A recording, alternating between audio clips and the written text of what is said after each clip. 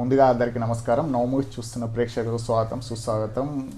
ముఖ్యంగా ఈ వారం రిలీజ్ అయిన మూవీలో ఇంకొక మూవీ గురించి మనం మాట్లాడుకుందాం. అదే వచ్చి ఘాటి చిత్రం విశేషాలు ఏంటో తెలుసుకుందాం.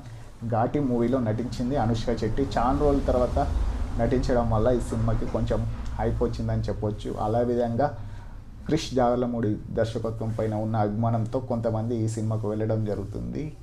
ఇక ఈ సినిమా విశేషాల గురించి మనం మాట్లాడుకున్నట్టయితే ఈ సినిమా ఎలా ఉంది, ఎలా నటించారు, ఎలా ఉంది అనేది మనం మాట్లాడుకుందాం.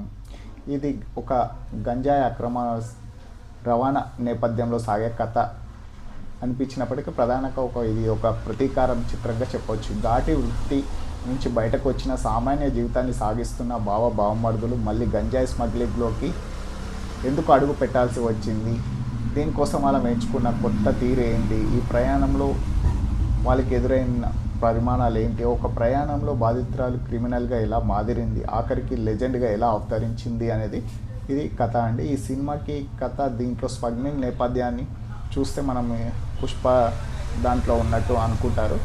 అందులో ఎర్రచందనం ఉంటుంది, ఇందులో గంజాయి స్మగ్లింగ్ చేస్తూ ఉంటారు. ఇక అంతే అండి. అయితే తన సామ్రాజ్యాన్ని ఆఖరికి పుష్ప ఛాయల్లో చూస్తాము మనము.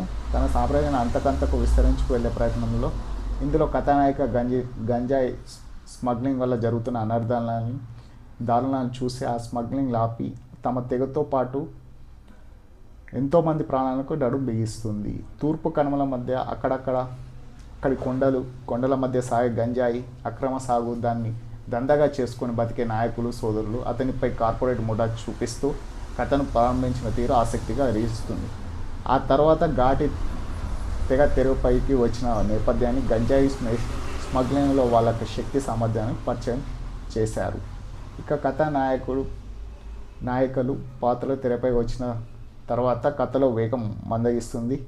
ఇక శీలావతి కొత్త దంద బయటపడిన తర్వాత కథలో సంఘర్షణ మొదలవుతుంది. బాధితురాలిగా మారిన శీలావతి కత్తి చేతబట్టి ప్రతీకారం తీర్చుకునేందుకు సిద్ధపడుతుంది. ఈ క్రమంలో నేరస్తుల నుంచి లెజెండ్గా ఎదగడం ద్వితీయార్థం కీలకం, సెకండ్ హాఫ్ కీలకం. ఇంకా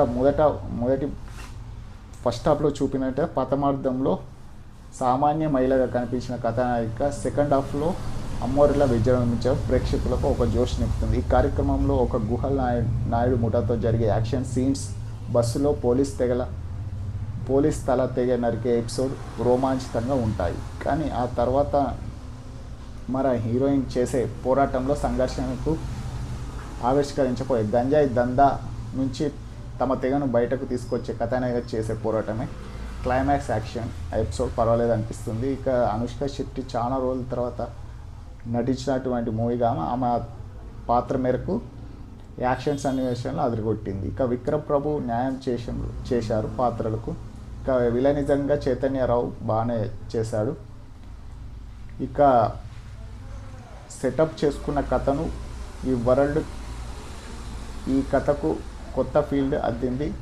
దాన్ని ఒక రొటీన్ రివెంజ్ డ్రామాలుగా మార్చారు. ఈ కథలో సరైన ముగింపు కూడా ఉండదు. విద్యాసాగర్ పాటలకు నేపథ్యానికి సినిమాకి కొంచెం బలాన్నిచ్చాయి. తూర్పు కనుమ అందాలను మనోజ్ తన కెమెరాతో చక్కగా చూపెట్టడం జరిగింది. ఇక మూవీ సోగానే ఉందని చెప్పొచ్చు. ఈ రివ్యూ ఎవరు నిర్దేశించింది కాదు. మీకు కనుక మూవీ నచ్చితే ఎలా ఉందో చూసి కామెంట్ రూపంలో కామెంట్ చేయండి. Thank you very much. నా రివ్యూ కనుక మీకు నచ్చినట్లయితే please like, share, subscribe. Thank you.